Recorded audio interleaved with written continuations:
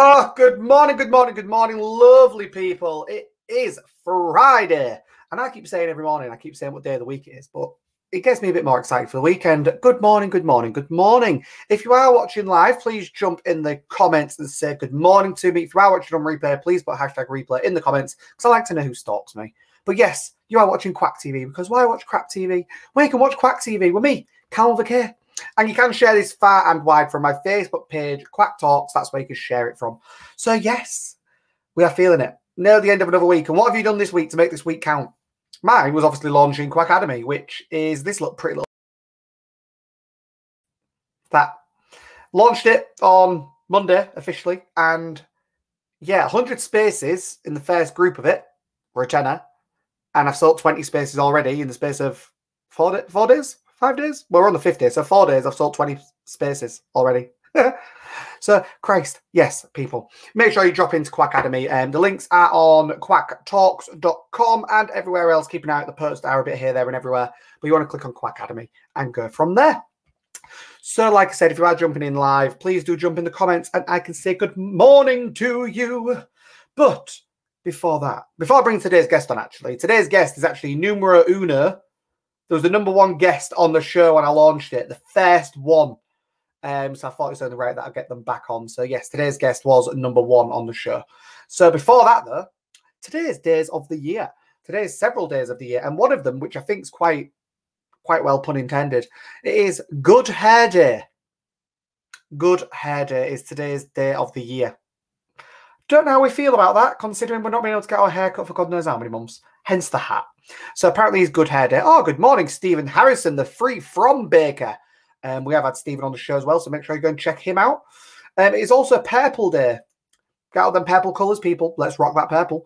It's also Spinach Day, which ties in quite well today, because I believe spinach is quite healthy, good in iron, and fabulous when on wanting to eat a little bit healthier. It's also Nugget Day, or Nougat. Nugget Day. Oh, do you know what? I love nugget. I can't stand it with nuts in. You know where you get this one with like the nuts? Oh, can't stand it. I like the really soft, like strawberry and cream one, I think it is, isn't it? Love it. And it is also Make Up Your Own Holiday Day. So the Days of the Year website that I go on is literally daysoftheyear.com, and you can make your own holiday on it. So if you want to do something extra for marketing or anything like that, go on Days of the Year and make your own day of the year. Do it. You can do it for whatever you want. So make sure you go and check that out. And as we know every day as well, I do Twitter hashtags because in business we could be using Twitter to get seen far and wide by journalists, PR, and everyone else in between. And I think a lot of us neglect Twitter. So today's hashtags are hashtag Friday morning, hashtag Friday feeling, hashtag Friday vibes, and is there anything else? Hashtag Friday thoughts. And yeah, hashtag Friday thoughts, hashtag Friday feeling, hashtag Friday morning, hashtag Friday vibes. And apparently it is Air Max Day. You might buy Nike or Nike if you say it wrong. So yeah, it's Air Max Day apparently as well. There we go. So, with no further ado, I'm going to bring this guest on to get the ball rolling this morning because me and this lovely guest, we talk, what, nearly every day at least? Like, yeah, it's just, we do talk nearly every day, and I've realised I've not typed the name in on something, so I'm trying to do it really subtly, but I'm not getting away with it. So, mate, there we go. So, with no further ado, good morning, Mr. Robert Leat. Good morning, Callum. Great to be back. I didn't realise I was guest #1. Yeah, you was una numero, if I'm saying that right. I can barely speak fucking English. But yeah, you was guest #1. It was you. I thought I knew I was one of the first, but I didn't realise I was the first. Yeah. Yeah. In that week, I had you, Simon Fairbrother, someone else and someone else, but you was guest #1. Nice. So good to have you back on my couch. What can I say? Hope you brought your wipes. But yes, no, it's. I don't know what you expect when you come on some of mine, honestly. But Rob, just in case people have been living under a rock or they didn't get a chance to watch Kwak TV on the first episode, who are you and what do you do? So everyone, my name is Rob from Rob Leat Fitness, and I'm an online personal trainer, which means that I help people to basically, through the medium of the internet, get in better shape, increase their body confidence, and essentially build healthier habits so that they just lead a generally healthier lifestyle. Love it. And how have you seen the fitness going over the last few months? Obviously, because you came on the show in December time. That's when we had you on the show last. But how have you seen fitness since like the new year and things? Has it been dipping? Has it been coming back up? How's it been? I've noticed now we've got the roadmap, it's started to come back up again. Like I've personally had more inquiries, and like this month alone, I've had 2 new clients that have started to work with me. So I've noticed it started to go back up again, because coming into January is usually the period where everyone's like, right, new year, new me. I'm going to, make something of myself this year. But because of lockdown, nobody's really, like some people have, but a lot of people haven't really bothered with that whole new year, new me thing, because they're like, what's the point? I'm stuck in lockdown. And then as soon as that roadmap happened and people realized that they're going to have to go back out and start seeing their friends again, people are like, oh shit, I put on a load of weight. I need to maybe do something about it. So I've had like quite a few inquiries recently from people basically being like, I put on loads of weight in lockdown and I really want to get back into exercise again. I want to lose a bit of weight and I want to just, be a bit healthier because of the fact that I've just been sat on my ass for so long. So I think this roadmap for the fitness industry has definitely helped. Love it. Yeah, you are so right. And do you know what? You're completely right. People being slow off the mark after the new year. I saw it in business. I think of a lot of other people also saw it in, in like the friends and things as well. But I saw it so much after the new year. A lot of people just kind of went, do you know what? I'm struggling to get back into it. And a lot of people didn't really, personally, I'd say, dive into the business properly until the end of January. Until it got to the end of January, it was kind of like, I ain't really doing much. And I'm like, no, what are you doing? So yeah, it's completely like, come on, guys, pull your finger out your ass a little bit. But no, so it's fabulous. So obviously with the roadmap and the world reopening, you say you've obviously had a couple of new clients and things. What do you think this means for the fitness industry? I think obviously gyms will open and the very hardcore people will go back to the gyms. But I think a lot of people are going to stick with the home workouts. I think home workouts is still going to be a big thing. And as I said on my podcast yesterday, like they don't have to be rubbish. Home workouts can be good. And I'm noticing a lot of companies springing up now that are offering like on-demand workout services. Like Peloton's probably the biggest one. There's another company I've seen that's called like Fit, but like with an extra I in the middle for some reason. And then apparently Apple have got their own one now, and apparently Amazon's working on one. So like kind of home workout and online workouts is probably going to be very big going forwards. But then I think from the PT perspective, what's going to be big is hybrid, like a combination of some online, some face-to-face. And I think any kind of companies that don't have some kind of online offering as well as, the face-to-face are going to really suffer. And I think as the weather gets better as well, things like boot camps are going to be big because of that community aspect and, exercising outdoors. And I think it's from next week that you're allowed to, meet people in their garden as a group. Friday. So yeah, that means that, group fitness is probably going to be able to come back again. So yeah, I think there's going to be some positive moves, but I think definitely online is going to be big. And I credit the lockdown for, bringing online coaching forward probably about 10 years. Yeah. Because so many people were reluctant to work with online coaches before. They're like, no, it needs to be face-to-face. And now they've had no choice. They kind of have seen that online coaching can work really well and does get good results. Yeah. And you're completely right. And, I think a lot of the time as well, people, like you're saying, will stay with home workouts because they've bought the fucking equipment. They've bought it. They've bought the weights. They've bought the machines if they've gone all out. They've kitted out the garage into a gym. A lot of them might go, well, I've spent all this money on this equipment.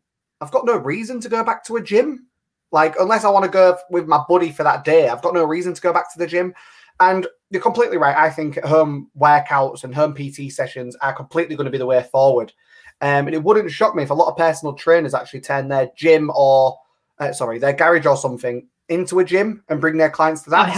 I have noticed that happening a lot now. So a lot of people I know that previously have like worked in commercial gyms or have only recently come into the industry now, they're now, turning their garages into gyms, or they're now deciding that, do you know what, I'm not going back to the gym. Like myself, I've decided not to go back and stay online because I realized I don't really need a gym. I can work with more people for the same amount of time and for the same amount of money by going online. So I don't need to tie myself to that one location anymore. Like literally, I don't have that commute anymore. I just go from my bedroom next door into this office and I can start my working day, So for me, this is how I'm going to go going forwards. I much prefer working this way now. I may introduce face-to-face in the future, or do a hybrid model where it's kind of like a couple of sessions a month, face-to-face, and the rest online. But for the moment, I think online is going to be something big going forwards. People will go back to gyms, but I think online is here to stay. Yeah, and I take it you've got clients not just local to you now. You'll have clients in other places as well, won't you? That are not just very few of my clients are actually local to me anymore, which I think I do want to do a bit more marketing locally to try and get more local people. But, you know, I've got people all over the place. I even had someone in lockdown that I work with that's in a different country, you know, so I've massively expanded my reach just beyond the Bristol area. No, see, that's what we want. That is what we want. So you touched on your podcast. Tell us about your podcast and why did you start it? So I used to run a podcast with a friend, and then we kind of put that to one side because, you know, we were both busy. We didn't really have the time to get together and record it anymore. But I wanted to do my own one because podcasts are quite popular now. That it's quite a popular platform. Not everybody, you know, learns through video. Some people prefer to listen. Not everybody learns through reading blogs. So I felt, right, I can do a podcast. I can share knowledge for free. And it's another way to get my expertise out there. And I created the No BS Fitness podcast, which is basically, it's about making it simple and easy for people to lead a healthier lifestyle. And it's about cutting through all that nonsense that the industry is full of. And I'm 4 episodes in now, and I've hit, like, it's a slow builder. I've hit my first kind of like 50 downloads. So I'm working to getting towards 100 is my next target. Yep. But it's the same with anything. When you start something new, it's always like baby steps. So you get like 50 listeners, then 100 listeners, and then you work up to, you know, 1,000 from there. Basically, is what I ultimately want. See, that's what we want. And, you know, I bet a lot of PTs as well are going to be doing a lot of spins on the podcast leading to something else, like you're saying. So your podcast, obviously, it's great for marketing. But with you now doing online coaching and you've got your podcast, do you think you'll ever create an online course for people at all or anything like that? Potentially. I mean, I kind of already got like something that's similar to an online course I'm doing at the moment. Like, I've created my group program, which is my Lose Weight with Leat VIP membership. Yep. And that kind of almost is a bit like an online course in that, you know, I've created a load of content, put it into a Facebook group, created like an email sequence to go with it that kind of goes through some of the FAQs. I've got like a welcome pack. And my plan is to kind of keep creating videos and trainings and things and adding to that. And I think eventually, when I've got enough people there and I've got a bit of spare money that I can invest in a proper platform, I will build a proper platform. Yeah. And then I have the app that I use within my programming anyway for, you know, any level that people work with me, they get access to this app. It's just what changes when you move to more of a higher level program with me is you get the personalization rather than generic. And basically it's just an app people download on their phone. It gives them the videos of how to do the exercises. So yeah, I to an extent, I kind of have a sort of online course, but not really. It's more of a membership group is probably how I would describe it. Similar to what you've done with Kwak Academy, basically. Thanks for the shameless plug. It's really cool. And it's amazing that it works for a lot of people, you know, like you said, possibly a year, 18 months ago, or any form of something like that, like a subscription of some sort, people might attend the nose up at. But now it benefits people so much. It's so good. So what would you say for anyone going, oh, the world's reopening, I need to start sorting my life out? Like, what would you say to them? You know, they need to get a bit healthier. Would you say the first thing possibly start fucking moving? Yeah, start moving more. You know, people are sat, like myself included, like there's been some days where I'm literally sat on this chair from like say 9 and I don't end up leaving this office until like about, you know, 7, 8 o'clock at night. So just taking breaks from the screen, like even if it's just, you know, you take like 10 minutes here and there, you just walk around your house, you walk to your garden, you walk to your kitchen, grab yourself a drink, going for a walk in the evening after you finish your working day, you know, maybe going for a walk first thing in the morning, get it out of the way early doors, but literally just moving more, walking more is probably the most underrated tool that we have in terms of exercise. Like, you know, in terms of how many calories that burns as well, that makes up a bigger percentage of our calories burnt than actual, you know, proper workouts do in the grand scheme of things. So yeah, just literally getting off their ass, moving more, setting a daily step target is probably the most underrated thing people can do.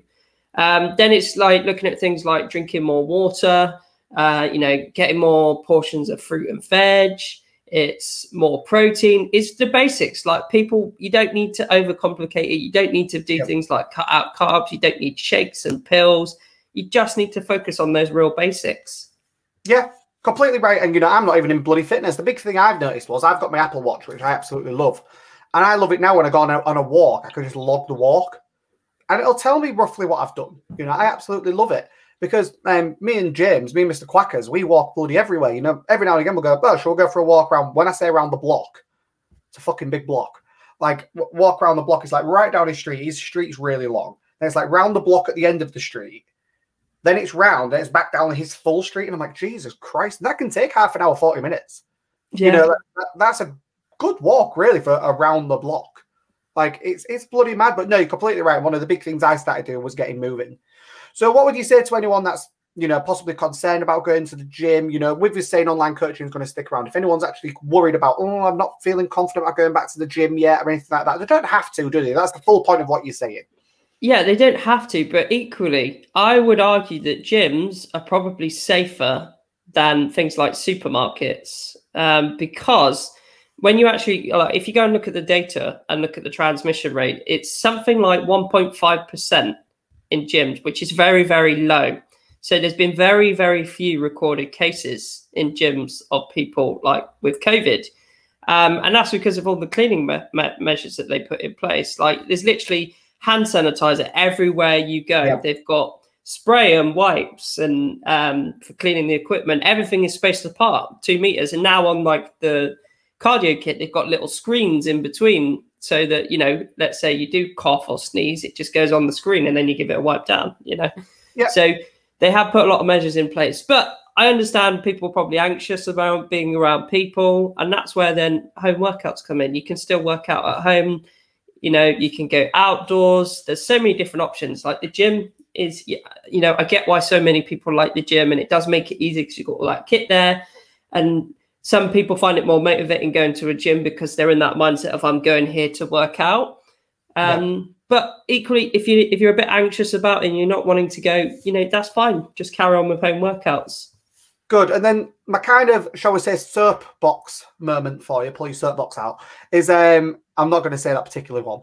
But no, it's what would you say if someone goes, well, I can't really move as much at the minute, so I'm just going to eat salad every day with nothing else on it to like lose weight. What's your thoughts on people that are thinking a diet is just going to do everything? Like eating salads all the time is boring and it's not sustainable because all you're then going to want is the crap food. So I always say to people, like, it's got to be something where you still include some of the foods you like. I'm not saying that, like, you should have cake and biscuits and pizza and chocolate for every meal and every day, but I'm just saying, like, don't cut it from your diet completely. Still factor in some of that food that you really enjoy. And, you know, you can get good results from diet alone, but I think it's still important that the best way to get the results is to combine the exercise and the diet together. Yeah. Oh, that was a good answer for you, actually. That was, you didn't get triggered. I liked that. That was good. Well, Rob, on that note, I'm going to wrap us up for the day because apparently I've got some work to go and do. So it's lovely having you on the show. Una numero uno of the first guest ever on Kwak TV. It was lovely to have you back on. Thanks for coming back. It's great. And I didn't realise until you mentioned it that I was guest number one. So I feel privileged. Honestly, you was guest number one. On that note, Rob, I'm going to kick you backstage and I will speak to you shortly. Bye. Oh, I love him. Absolutely love him. So, people, that was Rob Leat from RL Fitness. And remember, next week is Coaches Week. So Monday, you've got Cara Wood hosting the show, interviewing me. On Tuesday, we've got Brad Burton, the UK's #1 business motivational speaker and 4-time best-selling author and coach. On Wednesday, we've got Taz Thornton, who is a speaker, and she unleashes your awesomeness and your power and everything else. And she's fabulous and she's fucking hilarious.